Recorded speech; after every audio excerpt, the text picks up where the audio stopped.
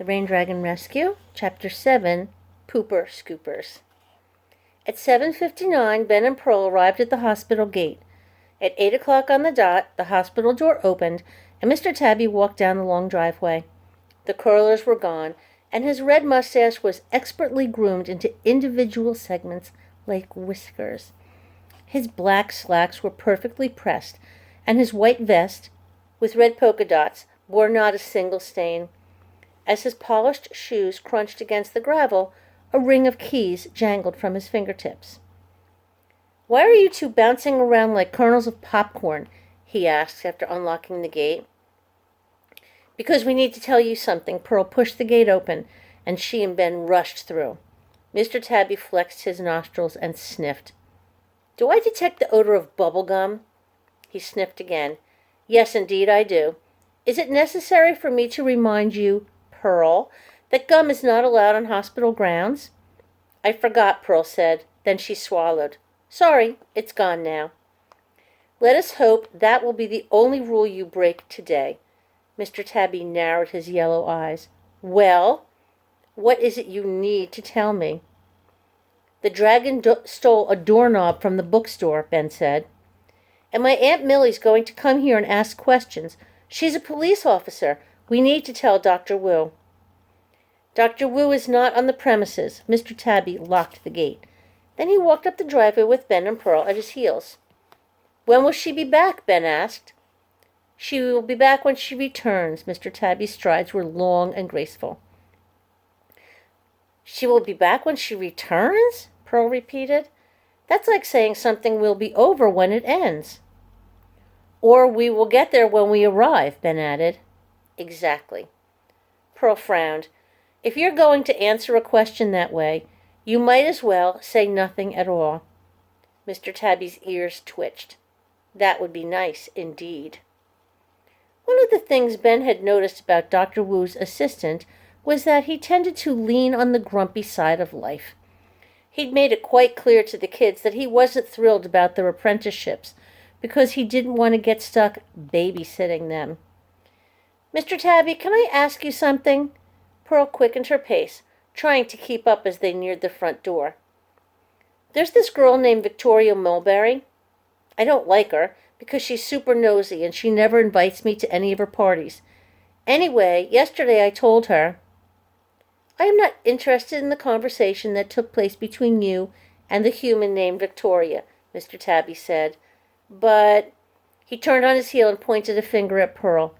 "The best buts are no buts." Then he twirled back around and opened the front door. Pearl shrugged. "I tried to tell him." Ben sighed with relief. He didn't want Pearl to get into trouble for talking about the dragon. He didn't want to be the only apprentice, or, worse, share the job with Victoria Mulberry. "Please secure the door," Mr. Tabby said to Ben once they were all standing inside the entryway. Ben had neglected to lock the front door on his first visit to the hospital, and that was how the Sasquatch had escaped. He was determined to never make that mistake again. "These bolts are huge," he said as he slid all 5 into place. "No one could get in here without a battering ram." "A battering ram? Mr. Tabby stroked his mustache. "I hadn't thought of that. Are they available in town?" Pearl shook her head. "I don't think so. We've never sold any at the dollar store." "Excellent. One less thing to worry about. Please follow me." Mr. Tabby crossed the lobby and pressed his fingertips against a door marked "Employees Only." The door hummed, then clicked open. They entered a hallway and walked straight for the bulletin board. Ben and Pearl grabbed their time cards from the off-duty side of the board.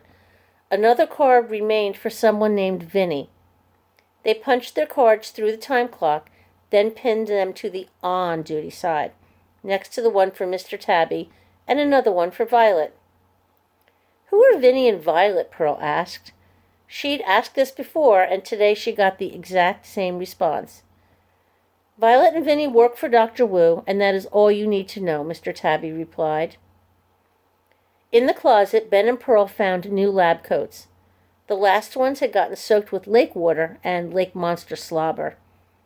Ben thought that the lab coat was the coolest uniform, so much better than the tan pants and maroon shirts he had to wear for school. "What are we doing today?" Ben asked. While he'd spent much of the night thinking about the dragon situation, he'd also wondered what amazing creature they might see on their second official day as apprentices. It would be spectacular to meet a Pegasus or a Griffin. "As I recall, you've been instructed to give the Sasquatch a flea bath," Mr. Tabby said. Ben groaned. He'd hoped they wouldn't have to deal with the stinky Sasquatch again. But on Monday, Pearl had broken a rule by taking an imaginary creature, the leprechaun, outside the hospital. The flea bath was the punishment. "However," Mr. Tabby said with a flick of his mustache, "the Sasquatch is currently napping. We have a steadfast rule. Never wake a napping Sasquatch unless you wish to be flung to the very top of a tree. Do you have such a wish?" Ben and Pearl shook their heads. "Wise decision," Mr. Tabby said. "While we are waiting for it to arise, you can clean the roof." "The roof?" Ben glanced at the ceiling. "But doesn't that dragon live up there?"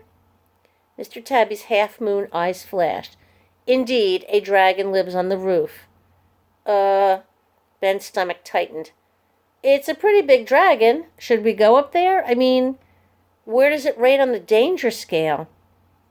The danger scale was a system used by Mr. Tabby to rate imaginary creatures. For example, a creature that nips